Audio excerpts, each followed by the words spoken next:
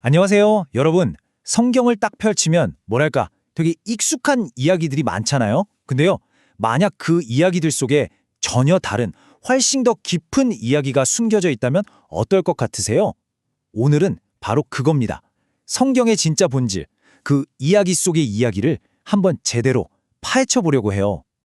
보통 우리가 성경을 읽을 게, 이건 이런 역사적 사건이구나, 아니면 이런 교훈을 주는구나 하고 생각하죠. 그런데요, 정말 그게 다일까요?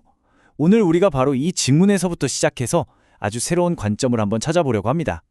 이런 비유를 한번 들어볼게요. 우리 사람한테 눈에 보이지 않는 영혼이 있잖아요.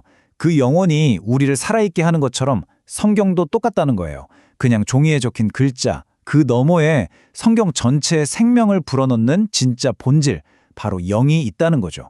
이게 오늘 이야기의 가장 중요한 핵심입니다.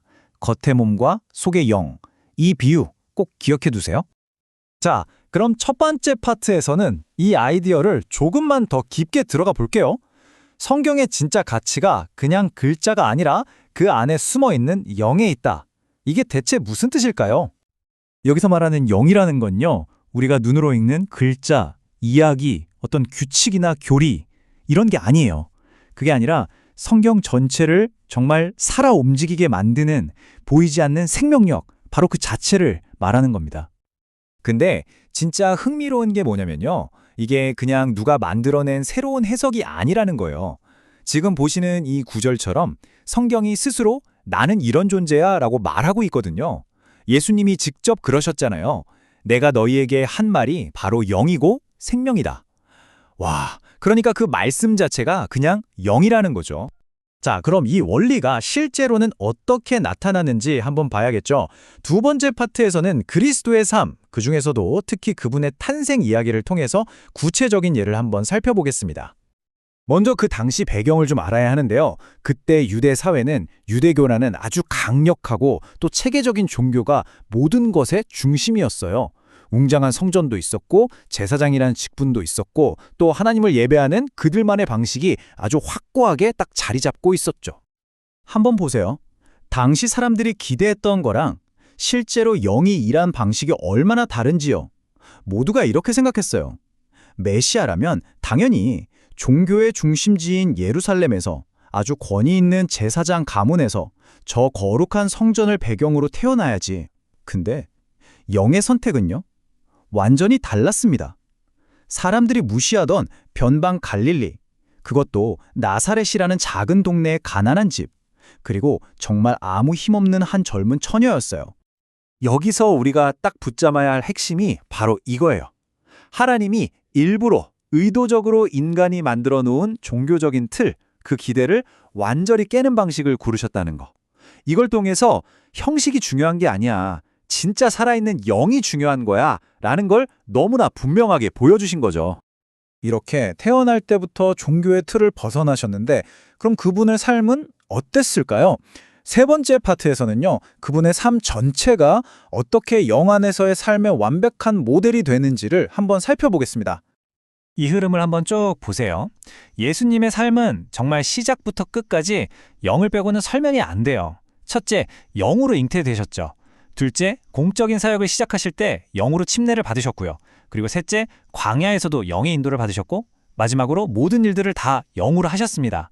와, 진짜 안과 밖이 전부 영으로 꽉 찬 삶이었던 거죠. 특히 그 침례의 장면이 굉장히 중요한데요.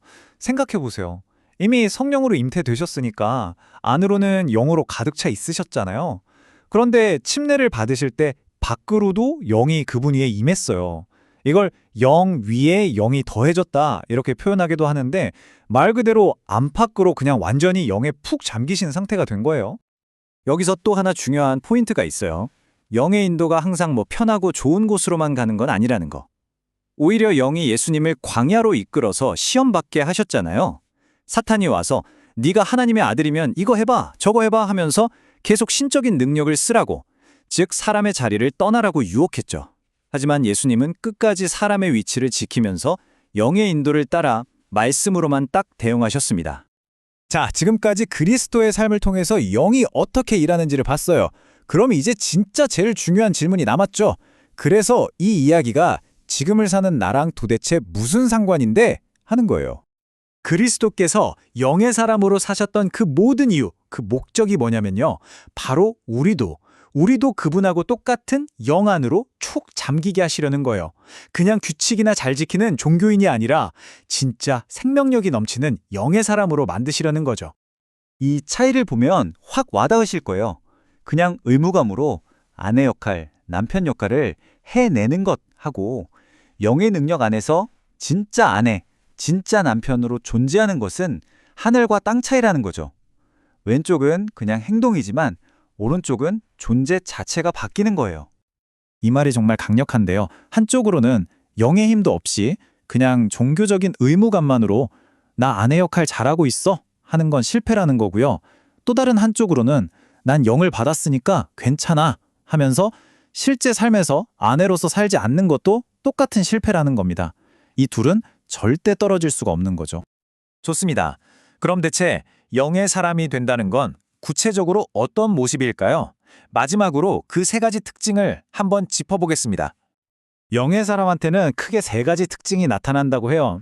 첫째, 심령이 가난하다. 둘째, 자기 생각이나 지혜를 의지하지 않는다. 셋째, 그리스도를 육심이 아니라 영으로 안다. 자, 하나씩 간단하게 볼게요.